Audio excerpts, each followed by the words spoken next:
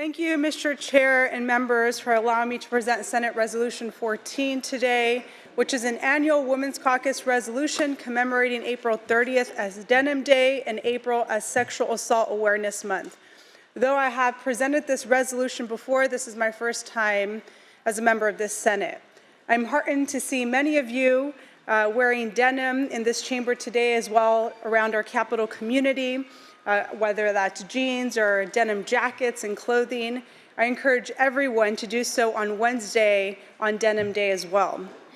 Today we commemorate the protest after the heinous 1998 Italian Supreme Court ruling that vacated a rape conviction because the survivor was wearing jeans. We stand together to affirm the principle that clothing can never provide consent. Any assertion to the contrary wrongly places blame on the survivor instead of the perpetrator who committed sexual assault in the first place. I cannot help but think about the survivors who never stepped forward because they were afraid that they would be blamed because of what they were wearing. And my heart goes out to the survivors who have not seen justice rendered for the crime committed against them. This is why we observe Denim Day. I want to uplift the survivors who have yet to come forward, the survivors whose stories have not been told, the survivors who have not seen their perpetrator punished. We know that for every 1,000 survivors in the United States, only 230 reports of assaults are perpetrated against them. Out of 230 survivors, only 80 have criminal cases that go to trial, and less than 5 will ever see their perpetrator serve any jail or prison time. For survivors, seeking justice can be an essential part of healing and regaining control over their lives and bodies, but too many feel that our legal system doesn't do enough. When we maintain these broken systems, we trivialize sexual assault and promote stereotypical beliefs that survivors invite the crimes perpetrated against them.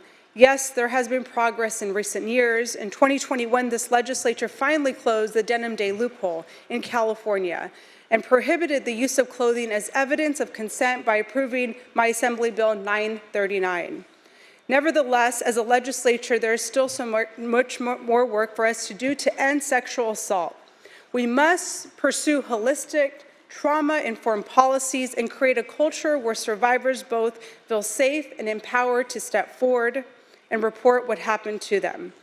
Colleagues, I ask you today to join me in doubling down on our commitment as members of the Senate. We must continue fighting to ensure that the words of this resolution do not remain mere ink pressed on a piece of paper. We must use our power as members of the Senate to reform and rebuild our state system and structures to protect sexual assault survivors. There are over 38 million survivors of rape in the United States, and in 2021, rape crisis centers provided services to over 44,000 Californians. We also know that rates of sexual violence are disproportionately higher among people of color and members of the LGBTQ+ community. Until the number of new sexual assault survivors reaches 0, until we end the commission of rape, of sexual assault, we cannot consider our jobs to be done, because we know that it is never, ever any excuse for committing sexual assault, 0, full stop. Respectfully, I ask for a vote on Senate Resolution 14.